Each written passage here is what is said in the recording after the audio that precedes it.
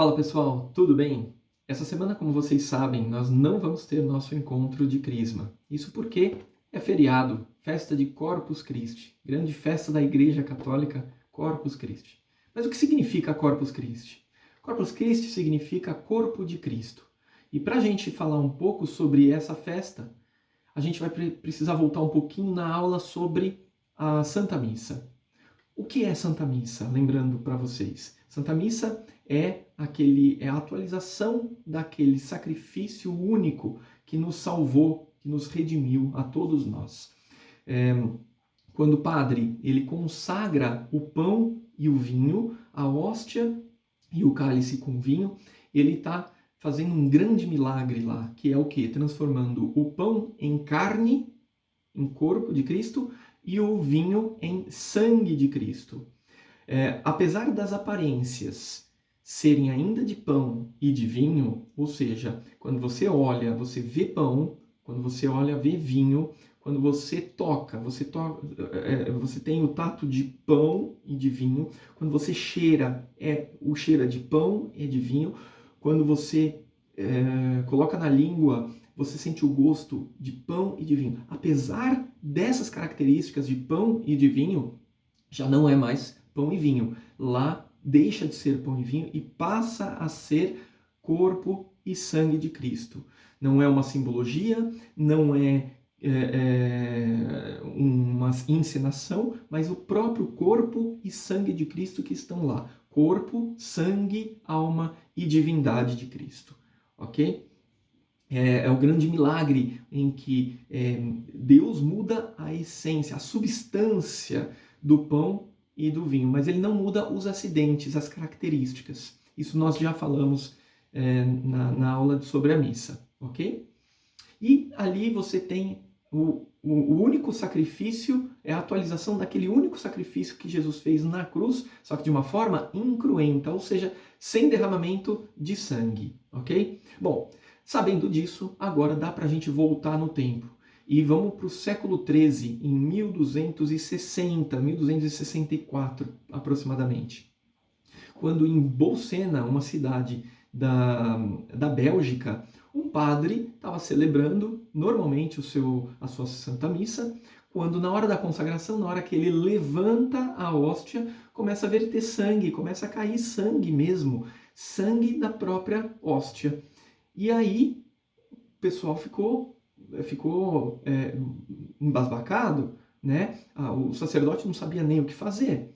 Eles, se eu não me engano, eles colocaram dentro de um breviário ou de um missal e seguiram em direção a Roma para mostrar isso para o Papa. O Papa já havia sido avisado de antemão e saiu de encontro, sabia que estava vindo uma procissão da Bélgica para Roma e sai de encontro para essa procissão.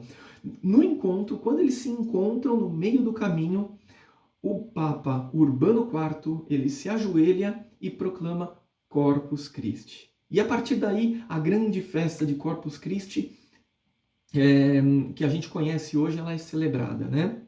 Bom, só para a gente ter uma ideia, uma noção, a gente tem o próprio Papa Urbano IV, ele chama São Tomás de Aquino, que ele é contemporâneo dessa época, e ele escreve o ofício da festa de Corpus Christi. Então, quando você ouvir a leitura ou um cântico nessa missa solene de Corpus Christi, vocês vão ouvir as palavras de São Tomás de Aquino proclamando, ok? Bom, não dá para falar de Corpus Christi sem lembrar de um outro grande milagre, né? A gente sabe que cada Santa Missa é um grande milagre. Não é um milagre que a gente consegue ver a olho nu, mas é um milagre da fé, né? Esse milagre que eu vou comentar com vocês agora é o milagre de Lanciano, muito famoso, e aconteceu no século VIII, lá para 740, e aconteceu numa cidadezinha chamada Lanciano, que fica próximo de Roma, na Itália. Bom, Lanciano, o padre que estava celebrando, ele estava muito incrédulo, ele estava vivendo uma crise de fé e ele não acreditava mais, ele não conseguia conceber a transubstanciação. E ele tinha isso dentro do coração dele, apesar de que ele continuava celebrando as missas. E numa dessas missas, na frente do povo, ele consagra a hóstia e realmente aquela hóstia ela se transforma no corpo, na carne de Jesus Cristo. E o sangue e o vinho se transforma em sangue, verdadeiramente, e com todos os acidentes, com todas as características de corpo e sangue. Bem, esse milagre ele é muito famoso, muito conhecido, e uma das características dele é que ele ainda está exposto em Lanciano, onde as pessoas podem visitar, pessoas normais. O dia que vocês forem para a Itália e quiserem conhecer, vocês terão lá o milagre na tua frente, tá? E existem algumas características. Foi feito um estudo científico recente, né, desses últimos décadas ou séculos, o último século, né? E foi comprovado algumas coisas que eu quero ler aqui para vocês. Então, o laudo de Lanciano. Os resultados da análise efetuada de forma rigorosamente científica e documentada por uma série de fotografias ao microscópio são as seguintes.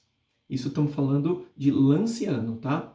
A carne é carne verdadeira. O sangue é sangue verdadeiro. A carne e o sangue pertencem à espécie humana. A carne é um coração completo na sua estrutura essencial. A carne contém em seção o miocárdio, o endocárdio, o nervo vago no considerável espessor do miocárdio, o ventríloco cardíaco esquerdo. A carne e o sangue pertencem ao mesmo grupo sanguíneo, AB. As proteínas observadas no sangue encontram-se normalmente fracionadas em percentagem a respeito da situação seroproteica no sangue vivo normal. Encontram-se no sangue os seguintes elementos: cloreto, fósforo, magnésio, potássio, sódio e cálcio. A preservação da carne e do sangue milagrosos, deixados ao estado natural durante 12 séculos e expostos à ação dos agentes físicos, atmosféricos e biológicos, constituem um fenômeno extraordinário. Ao final, podemos dizer que a ciência chama de causa, alguma coisa escrita errada aqui, forneceu a resposta certa e oriente a respeito da autenticidade do milagre eucarístico de Lanciano. Ou seja, o que eles estão falando? Que aquela carne é humana, o sangue é humano, vem do coração, é do miocárdio. Eles fizeram esse teste. O sangue é AB, né? Do grupo AB. A carne e o sangue, eles mesmo depois de 12 séculos, eles continuam com a aparência de vivos. Eles parecem que foram recentemente tirados do corpo. Ou seja, olha que milagre, olha que grande milagre esse que Deus ainda preserva para a gente e está ali a olhos nus para a gente ver.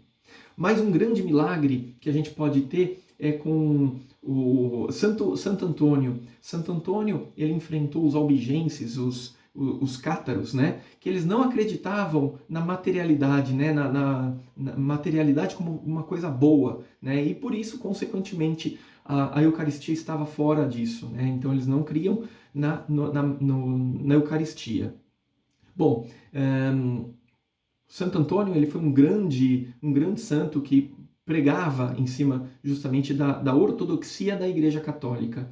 Então, uma das coisas que ele fez foi um dos grandes milagres que ele fez foi simplesmente falar para um dos cátaros pegar o seu jumento, deixá-lo 3 dias sem comer nada, absolutamente nada, e depois trazê-lo de volta com o alimento, né? Com o capim, o alimento pro burrinho, pro jumentinho. E quando ele apresentou a comida, ele desesperado, o jumento desesperado de fome, quando apresentou ao jumento a comida e Santo Antônio estava com a hóstia em suas mãos, o jumento logo parou reverenciou e ajoelhou diante do Santíssimo Sacramento. Olha que história linda essa, né? Até que, quando o santo saiu com o Santíssimo Sacramento, o jumento ele acabou desvairado saindo para comer, né?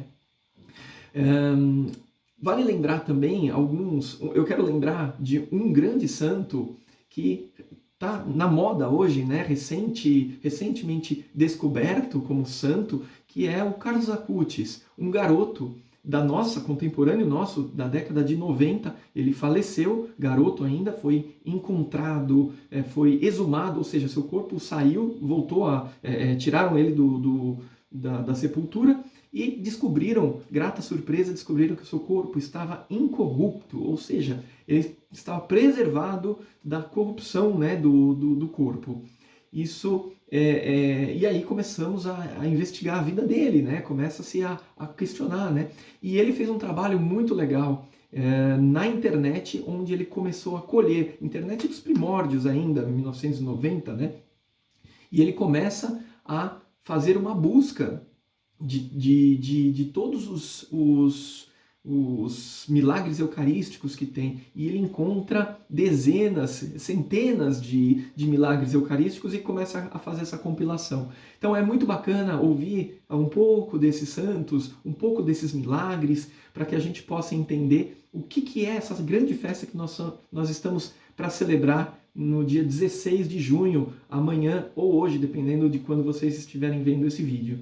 Ok? Então, muito obrigado. Celebrem, participem da Santa Missa e agora vocês meditem um pouco para chegar lá sabendo aquilo que vocês vão encontrar, tá bom? Fiquem com Deus e a gente se encontra na semana que vem. Um abraço.